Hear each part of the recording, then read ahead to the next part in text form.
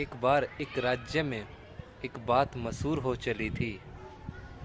एक राज्य में एक व्यक्ति था जिसके बारे में एक धारणा बन गई थी लोगों की कि फला व्यक्ति का चेहरा अगर कोई सुबह सुबह देख ले तो उसे उस सारा दिन खाना भी नसीब नहीं होता।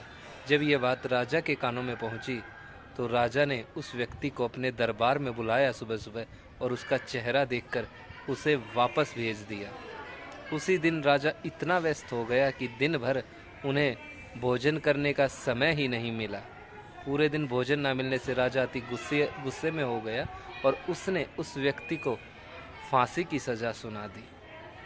जिस दिन उस व्यक्ति को फांसी लगनी थी राजा उसके सामने आया और बोला कि तुम्हारी कोई अंतिम इच्छा। इस पर उस व्यक्ति ने बड़े ही लहजे भरे स्वर में कहा, बड़े ही आश्चर्य के साथ कहा कि महाराज, मेरी मौत के पश्चात आप ये बताइए कि आप खुद को क्या सज़ा देंगे। आपने तो मेरा चेहरा देखा और आपको एक दिन खाना नसीब नहीं हुआ, लेकिन मैंने आपका चेहरा देखा और मुझे मौत नसीब हो रही है। इस बात से राजा अत्यधिक लज्जित हुआ और उसने उस व्यक्ति को रिहा कर दिया। इस छोटी सी कहानी का निचोड़ केवल इतना है कि हमें दूसरों में कमी देखने से पहले खुद के अंदर भी झांक लेना चाहिए। हर वक्त दूसरों में अवगुण देखते रहने से हम अपने अवगुणों को अनदेखा नहीं कर सकते। दूसरों की कमियां देखिए, लेकिन उनके साथ साथ अपनी कमियों पर भी नज़र रखिए।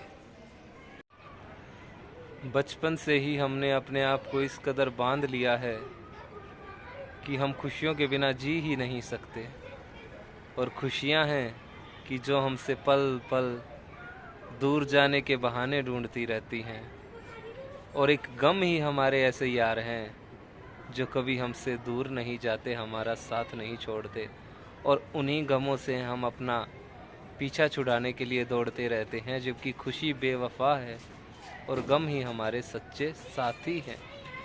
सुख पाने के लिए हम चाहें आशाओं की कतार लगाएं, चाहें संभावनाओं के अंबार, लेकिन खुशियों का रास्ता केवल संतुष्टि की चाबी से ही खुलता है।